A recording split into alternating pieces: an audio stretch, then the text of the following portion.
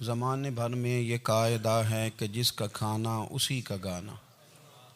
حضرت حکیم الامت فرماتے ہیں کہ زمانے بھر میں یہ قاعدہ ہے کہ جس کا کھانا اسی کا گانا، تو جن کا ہم کھا رہے ہیں انہی کے پھر گیت ہم گا رہے ہیں۔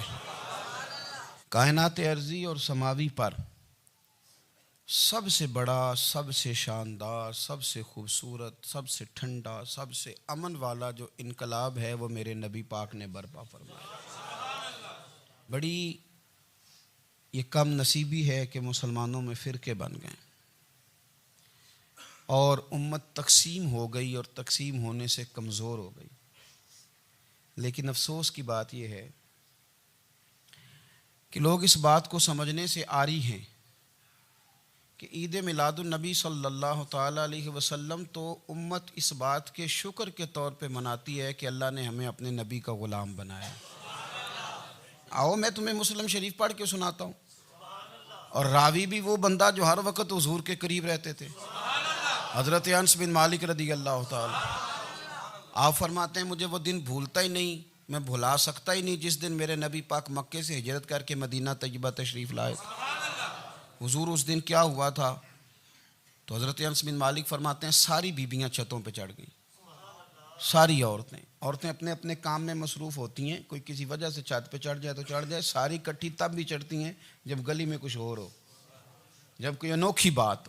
ساری بیبیاں چھتوں پہ چڑھ گئیں، بچے درختوں کے ساتھ چمٹ گئے، اور فرماتے ہیں کہ 70 کے قریب لوگ حضور کی سواری کے آگے تھے اور باقی سینکڑوں کی تعداد سے سواری کے پیچھے تھے، اور فرماتے ہیں یہ الگ منظر تھا۔ اور یہ مسلم شریف میں نعرہ موجود ہے، مسلم شریف میں یہ صحیح مسلم میں موجود ہے کہ جب حضور مدینے آ رہے تھے تو مدینے والے نعرہ لگاتے تھے یا محمدہ یا رسول اللہ، اور چلتے ہوئے لگا رہے تھے یا محمدہ یا رسول اللہ کا وہ نعرہ لگا رہے تھے۔ اور پھر حضرت انس بن مالک فرماتے ہیں یہ دو منظر یہ تھے، ایک تیسرا منظر بھی تھا۔ مدینہ شریف کے اندر کچھ قبیلے تھے، آج بھی ایسا ہونا نہیں چاہیے، یہ اسلام نہ صرف اس کو ناپسند کرتا ہے بلکہ اس کی تردید کرتا ہے۔ چھوٹی برادری بڑی برادری آج بھی تقسیم ہے، نہیں ہونی چاہیے۔ عرب کے اندر بھی تقسیم تھی، کچھ قبیلوں کو چھوٹا جانتے تھے، کچھ کو بڑا جانتے تھے۔ ایک قبیلہ تھا بڑا قبیلہ، بنو نجار کا، چودھریوں کا قبیلہ، سیٹھوں نوابوں کا قبیلہ، بڑے لوگوں کا قبیلہ۔ اس قبیلے کی بیٹیاں ایک کونے میں دف لے کے بیٹھ گئیں۔ نبی پاک صلی اللہ تعالیٰ علیہ وآلہ وسلم کے غلاموں بات کو سمجھیں۔ ایک منظر یہ کہ عورتیں چھتوں پہ، آج ہم منع کریں گے کیونکہ یہ پردے کی آیتیں نازل ہونے سے پہلے کی بات ہے، اب آیتیں آ گئیں، اب ہم یہ اجازت نہیں دیتے۔ عورتیں چھتوں پہ چڑھ گئیں، مرد گلیوں میں نعرے لگانے لگے، اور بنو نجار قبیلے کی بیٹیاں، چھوٹی بچیاں وہ ایک کونے میں دف لے کے بیٹھ گئیں اور وہ پڑھنے لگیں طلع البدر علینا۔ اب تو میلاد غریبوں میں رہ گیا ہے، ہمارے یہاں فیشن ہو گیا ہے، جب حالات خراب ہوتے ہیں تو لوگ برکت کے لیے میلاد کراتے ہیں، اور جب امیر ہو جاتے ہیں پھر انہیں میلاد کے جائز ہونے کی دلیل ہی کوئی نہیں ملتی، پھر وہ یہ فیشن ہے۔ بندہ تھوڑا سا پڑھ جائے نا دو چار چیزیں تو ہر چیز کو غلط کہنا اس کی طبیعت ہوتی، پھر یہ فیشن ہے کہ میری سوسائٹی نہیں ہو گئی، کتابیں نہیں ہو گئیں، فرنیچر نیا ہو گیا، دوست نئے ہو گئے، تو مذہب وہی پرانا۔ اوئے ہوئے کوئی ترقی کرنی چاہیے، پھر وہ ترقی کرتے ہیں بیچارے، اور جن کی پیچھے 10 نسلیں اور 50 نسلیں میلاد مناتی آنے کو اتنی دلیل کوئی نہیں ملی، سبحان اللہ۔ جن کی دادی وضو کر کے کھیر پکاتی تھی 11ویں کی، جب امیر ہو جاتے ہیں تو انہیں 11ویں پکانے کی دلیل ہی نہیں ملتی۔ اب آپ امیر ہو گئے میرے بھائی، آپ کا فیشن ہے، یہ طبیعت کا حصہ ہے۔ آپ چاہتے ہیں کہ میں وہ کام کروں جو درویش لوگ، سادے لوگ نہیں کرتے۔ تم اپنے معاملات کو بچانے کے لیے نعرے لگاؤ تو تمہارے پاس ساری دلیلیں ہیں، لیکن یہ تمہارا نصیبہ ہے کہ تم جھوٹوں کے نعرے لگاتے ہو، لیکن یہ غریبوں کا نصیبہ ہے کہ میلاد والے رسول کا نعرہ لگاتے، یہ غریب کا حصہ ہے۔ لیکن وہ بنو نجار کی بچیاں غریب نہیں، امیر گھرانے سے تھیں۔ انہوں نے جو بات کی اس کو حفیظ جلندری نے لکھا۔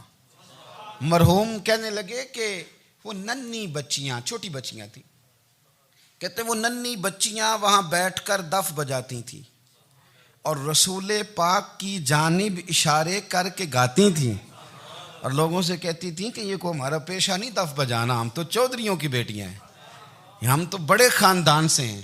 وہ ننھی بچیاں جو بیٹھ کر وہاں دف بجاتی تھیں، رسول پاک کی جانب اشارے کر کے گاتی تھیں اور کہتی تھی ہم ہیں بچیاں نجار کے عالی گھرانے کی، خوشی ہے آمنہ کے لال کے تشریف لانے، ہمیں بڑی خوشی ہے آمنہ کے لال کے، خوشی ہے آمنہ کے لال کے، خوشی ہے آمنہ کے لال کے، ہمیں خوشی ہے آمنہ کے لال کے تشریف، خوشی ہے بس آمنہ کے لال کے تشریف۔ نبی پاک صلی اللہ تعالیٰ علیہ وآلہ وسلم سے امت کا جذباتی رشتہ ہے۔ یہ پہلے دن سے ہی ابو جہل کب منع کرتا تھا کسی مسلمان کو کہ خانہ کعبہ میں نماز نہ پڑھو، کہتا پڑھو۔ حضرت صہیب ابن سنان رومی سے اس نے کہا کہ آپ اپنے طریقے کے مطابق، مسلمانوں کے طریقے کے مطابق کعبے کے اندر نماز پڑھیں، جو مرضی کریں۔ روکتے تو وہ نبی پاک کے قریب جانے سے تھے، وہ منڈیوں میں بیٹھ جاتے تھے، حضور کے قریب نہ جانا، حضور کے قریب نہ جانا، حضور کے قریب نہ جانا۔ میری بات کو آپ سمجھے اور ہمیشہ یاد رکھیں، امت کا نبی پاک سے جذباتی رشتہ، جذباتی۔ یہ جو رسول اللہ کی امت ہے یہ گناہگار ہو سکتی ہے پر اپنے نبی کی غدار نہیں ہوتی۔ میں آپ کو صحیح کہہ رہا ہوں۔ میرے کلین شیو نوجوان کے کان میں آپ جا کے کہیں نبی پاک، چاہے اس نے نماز نہ پڑھی ہو، چاہے اس نے داڑھی نہ رکھی ہو، آپ حضور کا نام لیں اس کے رونگٹے کھڑے ہو جاتے ہیں، اس کی طبیعت، اس کا دل دھک دھک کرتا ہے، اس کی ایک ایک روح سے محمد محمد کی آوازیں نکلتی۔ یہ فیض ہے رسول پاک کا اور یہ کرم ہے اللہ کا اس امت کے ساتھ۔ امیر ملت پیر جماعت علی شاہ صاحب محدث علی پوری فرماتے ہیں ایک جگہ ہندوؤں کا جلسہ تھا، ہندو پنڈت تقریر کر رہا تھا، اس نے نبی پاک صلی اللہ علیہ وسلم کی شان میں معاذ اللہ کو بے ادبی کر دی۔ مسلمان تھے ہی نہیں، ایک مسلمان تھا، وہ ملنگ نہیں ہوتے دوری ڈنڈے والے، اس کے پر رنگین ڈنڈا تھا، وہ کہیں دور بیٹھا تھا، تو اس نے سن لی اسپیکر چل رہا تھا، تو وہ ڈنڈا لے کے تو سٹیج پہ چڑھ آیا۔ وہ کہتا ہے میں نے پنڈت کے سر میں مارا ایک ہی ہے پر مارا ذرا صحیح کر کے، وہ ڈھیر ہو گیا، لوگوں نے گرفتار کر لیا، جیل میں چلا گیا۔ پیر صاحب کہتے ہیں میں ملنے گیا، بندے کو بسم اللہ بھی سیدھی نہیں پڑھنی آتی، سورۃ اخلاص بھی ٹھیک نہیں آتی، اسے ربنا آتینا دعا نہیں کر سکتا، ملنگ ہے۔ میں ملنے گیا اور میں نے کہا یار نہ تو نماز پڑھے، نہ داڑھی رکھے، نہ تو مسجد جائے، پر تو نے کمال کر دی۔ تو کہتے ہیں پیر صاحب چھم چھم رویا اور پنجابی میں کہنے لگا پیر صاحب میں گناہگار ہاں پر اپنے نبی دا غدار تے نہیں نا۔ یہ گناہگار اور غدار میں فرق ہوتا ہے، میں گناہگار ہوں پر یہ تو نہیں نا کسی کی ضرورت کہ میرے سامنے میرے نبی کے بارے میں بات کر جائے اور ساڑی اچھی تے سچی سرکار نو گل کر جائے۔ یہ بات آپ سمجھیں، دشمن احمد پہ شدت کیجئے، ملحدوں سے کیا مروت کیجئے، شرک ٹھہرے جس میں تعظیم رسول، اس برے مذہب پہ لعنت کیجئے، اور مثل فارض زلزلے ہوں نجد میں ذکر آیات ولادت کیجئے اور یا رسول اللہ کی کثرت کیجئے۔ نبی پاک کا پیار امت کے لیے سرمایہ حیات ہے۔ رسول پاک کے ساتھ امت کا والہانہ رشتہ ہے۔ نبی پاک کے ساتھ والے، حضرت خبیب کو گرفتار کر لیا مکے والوں نے، اس وقت غربت تھی اسلام پر، مکے میں سارے لوگ کٹھے ہو گئے اور چوک میں پھانسی دینے لگے حضرت خبیب کو۔ کہنا آسان ہے، کرنا بڑا مشکل ہے، بندہ جیل میں الجھ جائے تو میں نے بڑے بڑے سیانے لوگ معافیاں مانگتے دیکھے، بڑے بڑے لوگ کہتے دیکھے ہیں کہ یہ کام بڑا، قید تنہائی بذات خود ایک مصیبت ہے۔ آپ کو اکیلا رہنا پڑ جائے نا، یہ لاک ڈاؤن ہوا ہے تو لوگ نفسیاتی مریض بن گئے، اکیلے رہنا، تنہا رہنا کوئی چھوٹا کام ہے۔ حضرت خبیب اکیلے اور مکے کا دور اور چاروں جانب کافر، اور چوک میں جب پھانسی پہ لٹکایا جانے لگا تو ابو سفیان بولے اور بول کے کہنے لگے یار بندہ کوئی کام کر کے بڑا پچھتاتا بھی ہے کہ یار نتیجہ کیا نکلا، تو معاذ اللہ آپ کا بھی نتیجہ تو پھانسی ہے، تو آپ کا کیا خیال ہے؟ یہ آپ یقین کریں کہ لوگ صحیح صحیح ساتھ چلتے ہیں، تھوڑی سی دشواری اٹھانی پڑ جائے تو کہتے ہیں میں گاڑی ٹھیک تھا، پر انہی پتھروں پہ چل کے اگر آ سکو تو آؤ، میرے گھر کے راستے میں کوئی کہکشاں نہیں ہے۔ لوگ نا میٹھا میٹھا کھانا چاہتے ہیں، تھوڑا کڑوا آ جائے تو مصیبت بن جاتی ہے۔ کہتے ہیں سارے فلانے سے پیار کریں گے تو میں کروں گا، سارے مخالفت بھی کریں گے تو ہم انشاءاللہ پیار ہی کریں گے۔ یہ کیا بات ہوئی کہ ہم زمانے کا رنگ دیکھ کے چلیں گے؟ اب بعض لوگ پچھتا رہے ہوتے ہیں، حضرت خبیب سے کہا، ابو سفیان نے ابھی کلمہ نہیں پڑھتے تھے، کہنے لگے تو اس وقت پھانسی پہ لٹک رہا ہے اور تیرے نبی مدینے میں اور آرام میں، اور ان کے صحابہ آرام میں، اہل بیت گھر میں، تیرے ذہن میں اگر اس وقت یہ بات ہو کہ اس وقت تیری جگہ پہ وہ ہوتے معاذ اللہ، تو پھر کیا ہوتا؟ مجمع غیروں کا، علاقہ غیروں کا، یہ ٹائم آیا تھا اب نعرہ رسالت لگانے کا، اب ٹائم آیا حضرت خبیب نے نعرہ رسالت لگانا ہے، پر لگانا کس طرح ہے کہ کافر یاد رکھیں۔ حضرت خبیب سے کہنے لگے اگر تیری جگہ حضور ہوتے تو پھر تیرا کیا خیال ہے معاذ اللہ؟ تو حضرت خبیب کہنے لگے تم ابھی بھی نہیں سمجھے؟ ٹھیک ہے میں مکے میں اکیلا ہوں، سارے لوگ مدینے میں ہیں، پر میں پچھتا نہیں رہا، میں تو فخر کر رہا ہوں، میں فخر کر رہا ہوں اس لیے کہ چوری کر کے جان نہیں دے رہا، مدینے والے کی عزت پہ جان دے رہا ہوں، میں فخر کر رہا ہوں۔ فرمایا سن، تو کہتا ہے تیری جگہ حضور ہوتے اور تم انہیں یہاں معاذ اللہ پھانسی پہ لٹکاتے۔ فرمایا سن، میں تو یہ بھی پسند نہیں کرتا کہ میں گھر میں بیٹھا ہوں اور میرے نبی کو ہلکا سا کانٹا بھی چبھ جائے، ہمارا اپنے نبی سے محبت کا رشتہ ہے، ایک کانٹا بھی حضور کے قدم مبارک میں چبھے ہمیں برداشت۔ مجمع ان کا تھا، نعرے لگ رہے تھے، ہم نے مسلمان پکڑ لیا، لیکن حضرت خبیب نے اکیلے، اللہ کرے آپ کو میری بات کی سمجھ آئے، اللہ کرے آپ کو سمجھ آئے، اکیلے جب پھانسی کے تختے کے قریب نعرہ لگایا نا کہ میں تو کانٹا بھی نہیں چبھنے دوں گا اپنے نبی کو، اب سارے ہار گئے۔ اب اس ایک جملے نے نا ان کو شکست خوردہ کر دیا، اب بول کچھ نہیں سکتے تھے، گردنیں جھک گئیں، اور جب سناٹا چھایا تو ابو سفیان ساتھ والے سے کہنے لگا باقی ساری باتیں اپنی جگہ پر ہیں، پر اصحاب محمد سے پیار تو بڑا ہی کرتے ہیں نا، اور وہ کچا رنگ للاری والا جیڑا چڑھ دا تے لیندا رہندا، اے عشق تیرے دا رنگ محمد چڑھ جائے پھر نہیں لیندا۔ کہا یار پیار تو یہ کرتے ہیں نا، اس میں کوئی شک والی بات، اس پیار سے کافر ڈرتا ہے۔ نبی پاک کے ساتھ جذباتی وابستگی، حضور کے ساتھ غلاموں کا جذباتی رشتہ، اور نبی پاک صلی اللہ تعالی علیہ وسلم کی آمد پر تشکر کے جذبات۔ امام رازی نے لکھا ہے کہ حضرت موسیٰ کلیم اللہ علیہ السلام نے تورات کی تختیوں کے اندر ایک امت کا ذکر پڑھا کہ جو امت گناہ کا ارادہ کرے گی تو گناہ لکھا نہیں جائے گا جب تک کر نہ لے، اور نیکی کا ارادہ کرے گی تو رب ان کی نیکی لکھ دے گا، اور جب وہ کر لے گی تو اللہ 10 گنا اجر عطا کرے گا، اور وہ ایسی امت ہوگی کہ جن کے چہرے قیامت کے دن نور کی طرح چمکیں گے، اور وہ امت ہوگی جن کی اللہ تعالیٰ زمین ساری پاک فرما دے گا، جہاں نماز پڑھیں گے نماز ہو جائے گی۔ یہ تذکرے پڑھ کے تو حضرت موسیٰ کلیم عرض کرنے لگے اللہ یہ امت میری بنا دے، تو رب کریم نے فرمایا کہ موسیٰ نہیں، یہ تو میرے محبوب کی امت ہے، فرمایا یہ تو میرے نبی پاک کی امت، حضور کی امت۔ اللہ اکبر۔ حضرت موسیٰ معمولی آدمی نہیں، وہ جلیل القدر پیغمبر ہیں جن کا قرآن کے ہر سپارے میں تذکرہ ہے، کہیں واضح طور پہ کہیں اشارتاً، ہر پارے میں۔ اور حضرت موسیٰ اللہ کے وہ نبی ہیں جو رب سے ڈائریکٹ باتیں کریں کوہ طور۔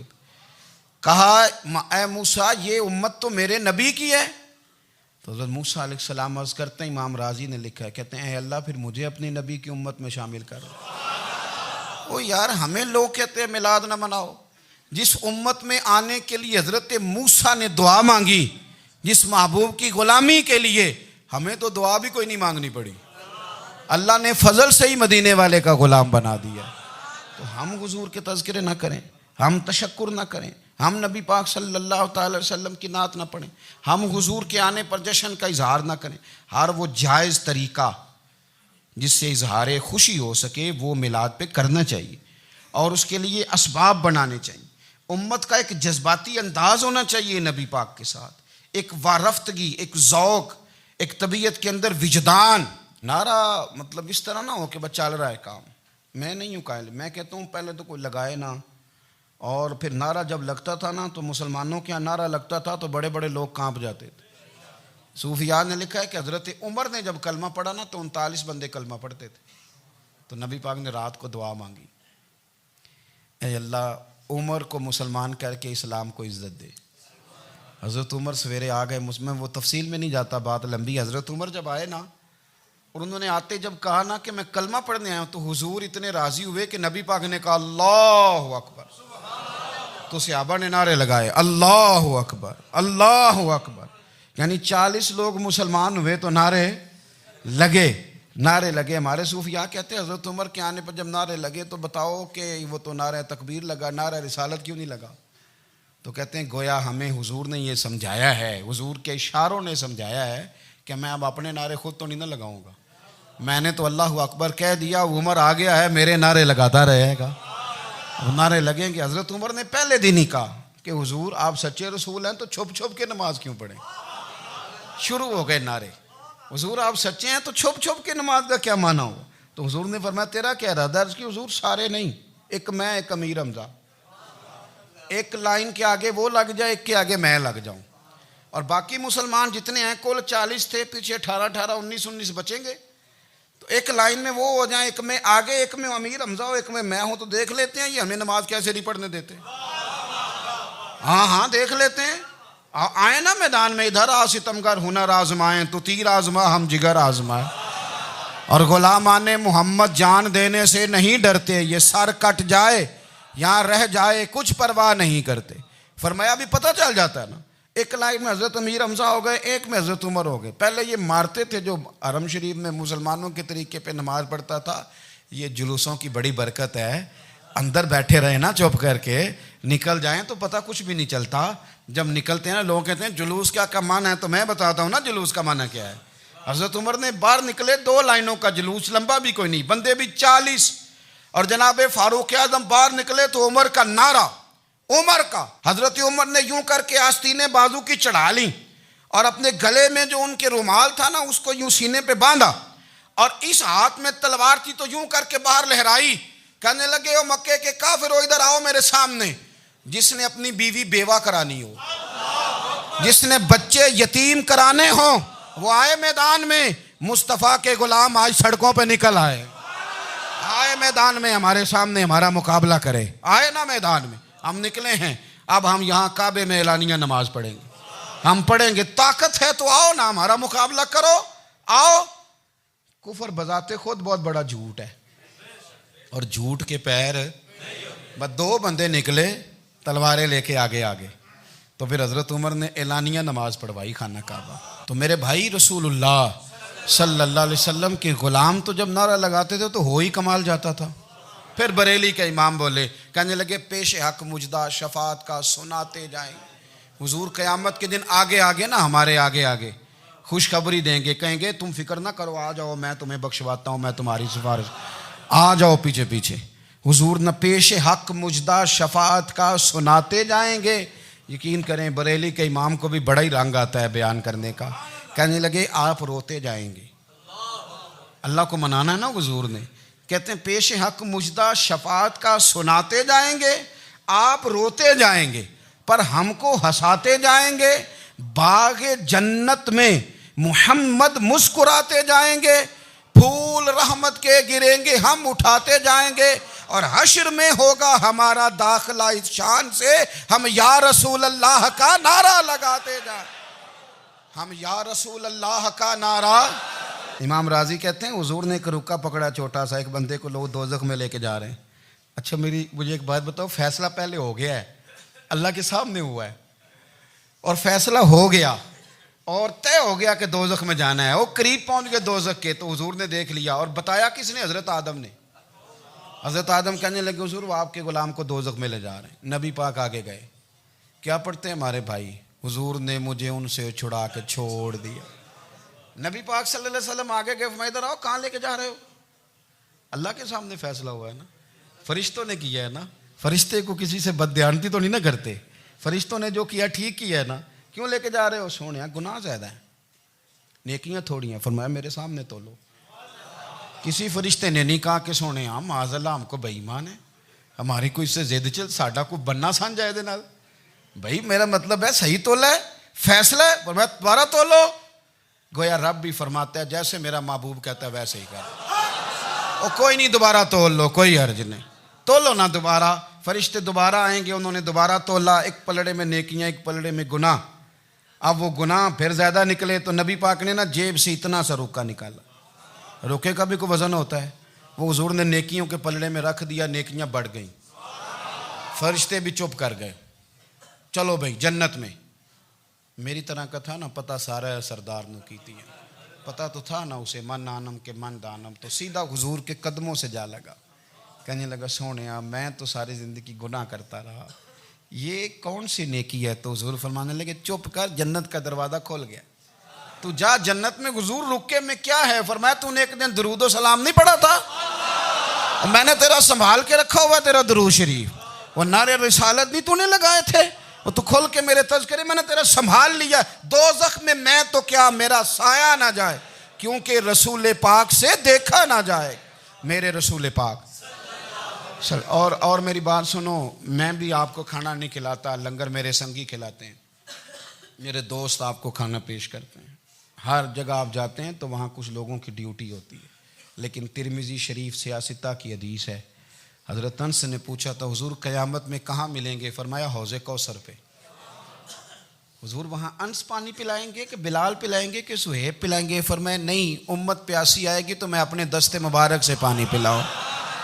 حضور وہاں نہ ملے تو فرمایا پل صراط پہ آنا, امت گزرے گی تو میں رب سلم کی دعائیں کروں گا. تو اعلیٰ حضرت فرماتے ہیں جب حضور دعا کر رہے ہیں تو ڈرنے کی ضرورت کیا ہے؟ خدا کی رضا چاہتے ہیں دو عالم, خدا چاہتا ہے رضائے محمد, رضا اب پل سے وجد کرتے گزری کہ ہے رب سلم دعائے محمد صلی اللہ ہو. تو حضور وہاں ملاقات نہ ہوئی تو پھر اس حدیث کو بھی یہ حدیث مضبوط کر دے گی. حضور فرمانے لگے پھر میزان عمل پہ آ جانا, امت کے عمل تول رہے ہوں گے اور میں کامیابی کی دعائیں مانگ رہا ہوں گا. تو جس کے لیے حضور دعا مانگیں گے ناکام ہوگا, ناکام ہوگا. اپنے بچوں کو حضور کی محبت سکھائیں, نبی پاک صلی اللہ علیہ وسلم کی غلامی کریں. آپ کا رشتہ نبی پاک کے ساتھ مضبوط ہونا چاہیے, آپ کے تعلقات حضور کے ساتھ مضبوط ہونے چاہیے. اور آپ نے دائیں بائیں نہیں دیکھنا کہ پراپوگنڈا کیا ہے, لوگ کیا کہہ رہے ہیں. لوگوں کو دیکھ کے جو لوگ رستہ بناتے ہیں وہ پیچھے رہ جاتے ہیں. آپ نے یہ دیکھنا ہے کہ میرا حضور سے نسبت کا تعلق مضبوط ہے, کوئی کدھر جا رہا ہے اس سے ہمیں کوئی تعلق. اس وقت عالمی حالات کیا ہیں, قومی حالات کیا ہیں, معاشی حالات کیا ہیں, جرنلسٹ کیا کہہ رہے ہیں فلانے کے, ہمیں اس سے غرض نہیں ہے. ہمیں تو اتنا پتہ ہے کہ ہم نے اپنے نبی کو راضی کرنا ہے. تو اس لیے خوبصورت محافل کا ذکر کریں, خوبصورت درود شریف پڑھیں.